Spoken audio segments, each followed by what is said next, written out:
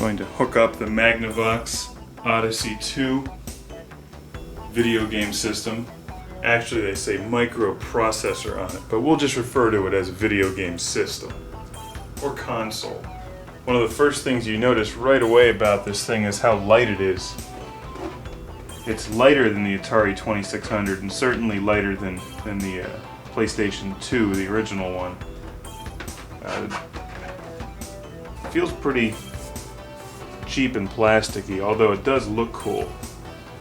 This is the version of the Odyssey 2 that has the built-in controller wires, which is obviously somewhat unusual. Normally you would plug in your video game controllers, but these are actually hardwired into the unit. Now it's actually time to take this jumble of wires and actually plug this thing in and see if it works.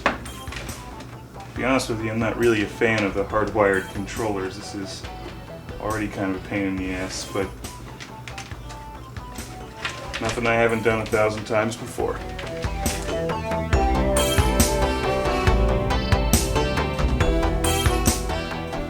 After about 5 minutes, I finally have this untangled from the built-in controllers on the back of the Odyssey 2. This is my classic video game power strip, which, to prevent a fire hazard, is actually turned off when not in use. So that's the Sega Genesis power supply, that's the NES. The Sega Genesis is never unplugged for any reason. And the NES, the Atari 7800, they get swapped out when those systems are being used. Just take that out of there and plug in the Magnavox Odyssey 2, which again definitely feels flimsier than either the Atari or the NES, and certainly the Sega Genesis plug. So hopefully it's not an indication of a quality issue with the game system, because just everything about this, it looks great, but feels much cheaper. So turn that thing on. Let's wire this thing in. This is the video wire coming out of the back of the Magnavox Odyssey 2, and we're going to plug this into a RCA to coax adapter and then into the back of a VCR. And that's the same kind of adapter that you would use to hook up an Atari 2600 or 7800. So if you can pick those up at Radio Shack, by the way. You just want one that has the female RCA end going into, or that converts to a male coax. There it is here, and that's what I use to record all of my classic game footage from the Atari 2600 and 7800. Plug that right into it, and it should be good to go. Audio and video go through the same cable. May sound crazy, but I always like to use a VCR to record my classic game footage. For one thing, it'll take whatever signal you throw at it. A lot of these older systems, like the Sega Genesis in particular, have a hell of a time talking with professional video equipment and with video editing systems. So just use an old VHS tape. Move the Sega Genesis out of the way there. Squeeze that in.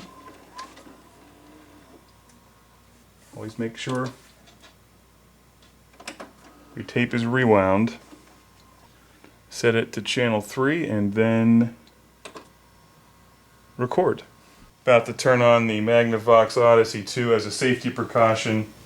We do have the classic game room dog here with us just to make sure everything's alright. Here, have a Nintendo controller. I'm going to be filming this with 2 cameras to make sure to capture all of the excitement of starting the Magnavox Odyssey 2. And we'll be going with the first game as Casey Munchkin. Alright, let's turn this thing on, see how it works. I like that it has a handy little handle here. Push down on it. Alright, here's the moment we've all been waiting for. I'm about to press the power button on the Magnavox Odyssey 2. Hope this works. Select game. You excited about that? Well, I am.